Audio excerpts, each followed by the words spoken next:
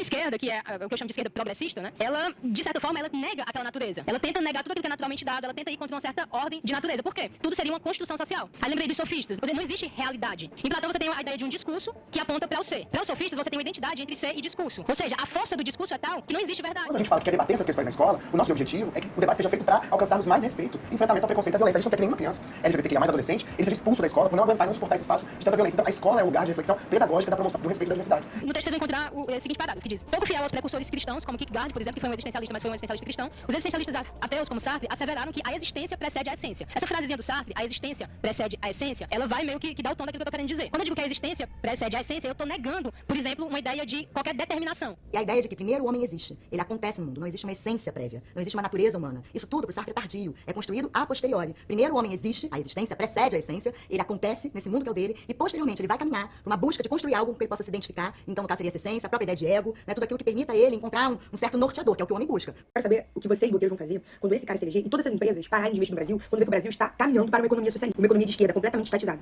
Essas empresas vão embora daqui. E vocês param de fazer dinheiro. Não é difícil entender o básico. E essas empresas saírem do Brasil e pararem de investir aqui não é ruim só pra vocês, que ganham uma boa grana fazendo propaganda pra elas. É ruim pro brasileiro comum, que é empregado por essas empresas. Entenda uma coisa, o empresário não te dá emprego, ele contrata o seu trabalho para adquirir lucros, muito lucro. Não existe caridade nisso, nenhuma. Abafa. Mas com toda essa filosofia que ele prega, é impossível ver vocês botando no Twitter: ai, Lula 2022, o Brasil melhor, o Bolsonaro precisa sair, sabendo que vocês estão apoiando a volta desse cara, que vai prejudicar não só a vidinha de vocês, como a vidinha de milhares de outros brasileiros. Algumas ações que estão subindo na esteira da eleição do presidente, agora presidente Lula. Açaí, que é um atacarejo, né? Aquele supermercado que você compra em caixa, alta de quase 5%. Lojas Renner, quando você compra a brusinha da Dani, tudo parcelado, alta de mais de 6%. CVC Brasil, maior agência de turismo do Brasil, com uma alta de quase 8%. Por outro lado... Olha, calma. Você vê como o discurso vira dinheiro em política. Quando a gente fala isso aqui, muda o preço do pãozinho, você vai voltar a comer picanha, você vai voltar a comer picanha. O brasileiro gosta de vestir bem, o brasileiro gosta de coisa boa, pobre gosta de coisa boa. E você vai voltar a ver aeroporto lotado como se fosse rodoviária. De palavra virando dinheiro. Todas essas frases que eu relatei aqui foram ditas exaustivamente pelo agora presidente eleito Luiz Inácio Lula da Silva. O dialeto não binário, ou linguagem não binária, ele se coloca, ou neutra, ele se coloca como algo que vai incluir os não binários, que, como você disse, eles não correspondem nem a 1,2% da população. Todavia, ele exclui os cegos, na medida em que os cegos precisam fazer leitura por softwares, ou seja, dificulta-se a vida aí de alguém que já tem, de fato, uma dificuldade em relação à linguagem. Ele exclui os surdos que precisam fazer compreensão por meio da linguagem labial, né, ili, dili, nili, por aí vai. Ele exclui os disléxicos, que têm tantas dificuldades para compreender as palavras, as letras, e ele exclui uma maioria populacional que não concorda com ele. Sempre quando o assunto é linguagem neutra, surgem comentários como esse. E os surdo-mudos vão para com a implantação disso, certo? Eu amo como essas pessoas lembram que surdos existem quando o assunto é linguagem neutra, mas de resto não se importam com pessoas com deficiência ou com acessibilidade. E pra você ver que essas pessoas realmente não se importam mesmo, é que se essa pessoa que fez esse comentário tivesse tido uma conversa com uma pessoa surda, saberia que não se fala surdo-mudo. Não se usa esse termo. Sem contar que chega a ser ofensivo essas pessoas assumirem que pessoas surdas não são capazes de aprender palavras novas como qualquer outra pessoa. Sério mesmo, tipo, surdos são o quê? Menos capazes pra você? Que tal, ao invés de você usar PCDs como token para justificar a sua própria discriminação, você estabelecer diálogo com essas pessoas, para então você saber o que elas realmente pensam sobre esse assunto? Ou melhor, procure entender quais são as pautas que realmente ajudam essa comunidade, porque eu duvido que elas vão te dizer que falar bobrinha sobre linguagem neutra na internet é uma delas. Olá, meus amigos.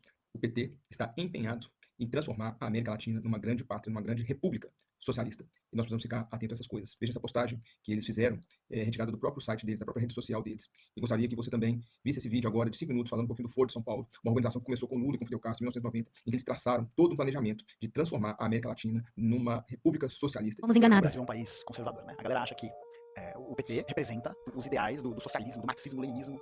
É porque a gente é muito conservador. Nossa burguesia, nosso empresariado, nossos latifundiários são muito conservadores. Você que não votou, votou em branco, votou nulo, é hora de decidir e não deixar o PT seguir adiante com esse planejamento. Deus te abençoe, Deus abençoe a nossa nação. Quando tivemos a ideia de construir o Foro de São Paulo. Direto de Alagoinha, mais uma opinião. Meu amigo, você votou hoje pra quem? Hoje é Lula 13. É Lula, é liberdade. Em nome das pessoas, isso. Então você acha que os princípios da esquerda são bons princípios a ser repassados? São. Quem combate a fome, quem combate a desigualdade, tá caminhando no caminho de Cristo. Então eu sou cristão, voto na esquerda por esses motivos. Você acha que os cristãos, então, estão alinhados com a esquerda? Não pode estar. Se são cristãos, não. Agora se são apenas crentes. Não, porque até o diabo é crente. Isso é nesse. Aí, com relação às pautas, essas pautas definidas pela esquerda, você acha que está alinhado com os cristãos? A pauta da esquerda sempre foi defender a fome, diminuir a desigualdade e colocar o filho de volta até a profissão. Isso é a pauta da esquerda. Eu sou contra a esquerda. Eu sou contra, infelizmente, essa alternativa que está se colocando, que eu acho que é uma alternativa que tem premissas erradas. Uma alternativa que não funcionou aqui no Brasil. Até vou falar mais, olha. Eu acho que o PT teve muitos méritos de ser o primeiro movimento trabalhista organizado no Brasil. Eu só acho o seguinte, e eles tiveram um oportunidade de ouro, porque eles ganharam o poder. E ganharam no jogo, ganharam a eleição. Só que o que aconteceu, eles tropeçaram de uma maneira jamais vista e foram envolvidos nos maiores escândalos de corrupção do planeta Terra, desde a Babilônia. A corrupção era do governo do PT. E dos partidos que compunham o governo, segundo a Polícia Federal, o partido que mais roubou é o partido que hoje coordena a Casa Civil do Bolsonaro, que é o Partido Progressista. O segundo partido que mais roubou nesse esquema de corrupção é o PL, o partido do Bolsonaro. E o grupo e as pessoas que estão com ele. Despertamos intelectualmente. Não há mais espaço para ditadores monopolizarem as nossas vidas. Agora precisamos quebrar a dominação cultural que nos foi imposta. Bolsonaro diz, entre outras coisas, nesse áudio, que no dia em que ele fosse o ditador deste país, ele implantaria a pena de morte. Bolsonaro também aparece em alguns momentos tendo uma conversa cordial com o criminoso e os dois até dão risada juntos. A gente separou trechos dessa conversa pra vocês. Eu já fui candidato a presidente da comissão uma vez e perdi por um voto. Só tive o meu voto. O ditador desse país, ele vai resolver esse problema todo. Pode ter certeza disso aí. Democraticamente não vai resolver nunca. Ninguém estupra mulher feia. A gravidade desses fatos media-se pela amplitude e persistência da sua ocultação. Crescendo em segredo, o Foro de São Paulo tornou-se o motor principal das transformações históricas no continente, enquanto a ignorância geral fazia com que os debates públicos e a vida cultural se afastassem da realidade, se transformando em uma engenharia de alienação, fortalecendo ainda mais o crescimento de um esquema de poder que se alimentava da sua própria invisibilidade. A queda vertiginosa do nível de consciência pública nessas condições era inevitável. Vai ser, escuta o que eu tô dizendo. Quando acabar as eleições, podemos estar diante do maior esquema de corrupção do planeta Terra. Do planeta Terra. Maior que o do PT. Exemplo.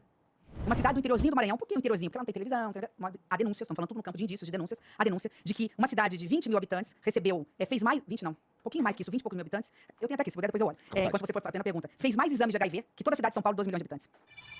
O que vemos é uma gigantesca movimentação de recursos, de poderes, de organizações, de correntes históricas, tudo documentado. É o inimigo onipresente e invisível, sonhado por Antônio Gramsci. Agora, o que aconteceu nesses governos? O Lula escolheu o Procurador-Geral da República da lista tríplice do Ministério Público. O Bolsonaro, Marelli, é o primeiro presidente da República desde que foi instituída a lista tríplice que coloca um Procurador-Geral da República um amigo, um escolhido fora da lista tríplice. O Lula deu autonomia para a Polícia Federal. Se descobriu a corrupção porque teve independência no governo.